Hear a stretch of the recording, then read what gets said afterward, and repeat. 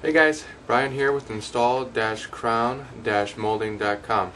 Today I want to talk to you about spring angle on crown molding and why you need to know what the spring angle is on your crown molding.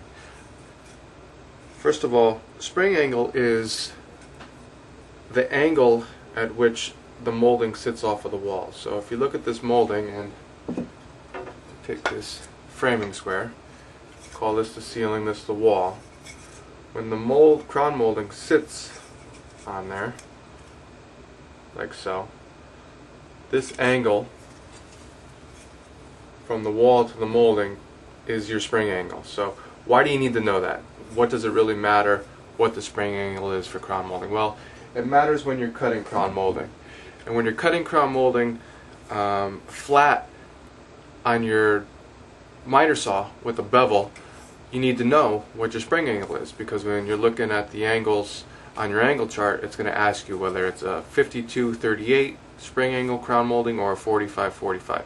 Now, the most typical is going to be the 52-38, and chances are on your miter saw there's already marks.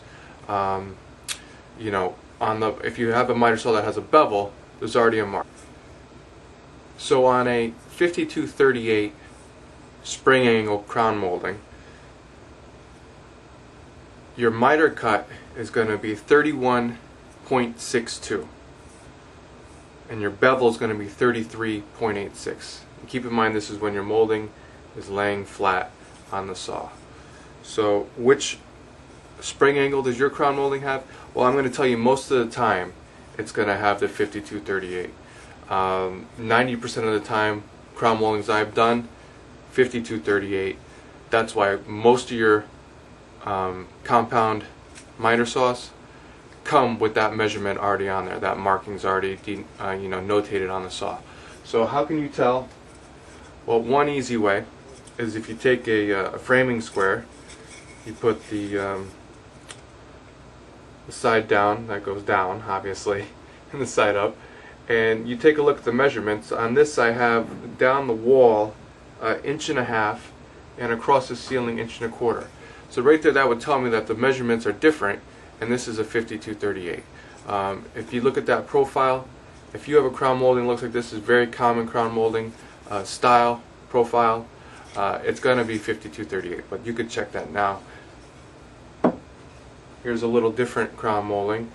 This has a little more detail. Maybe you'd put this in a dining room or something.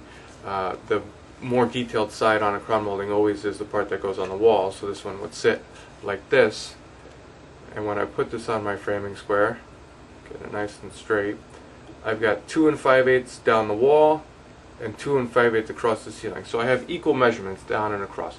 So that is a 45-degree spring angle crown molding. So when I look at my angle chart, it's going to tell me the different, for a 45-45 it's going to be 35.26 and 30.00. So if you don't have an angle chart, at the top of the page there's a page that says angle chart. Take a look at that. It gives you the spring angles and then it gives you all the measurements. Okay. Finally, I just want to say one last thing. If you are laying the molding, where you're cutting it so that the fence of your saw is the wall and the bottom is the ceiling, you don't need to know spring angle, so it really doesn't make any difference to you. This only applies when you're laying it flat on your saw and you're using the bevel. And then I guess one last trick I could just show you. If you don't have a large framing square like this where you can just check it out, take a piece of paper, anything that's square. You could take your molding, lay it on a table, put it just like this, make marks on the inside, take measurements, and it will tell you. If you have one that's different, you got a 52-38. If they're identical, it's 45. So I hope that helps.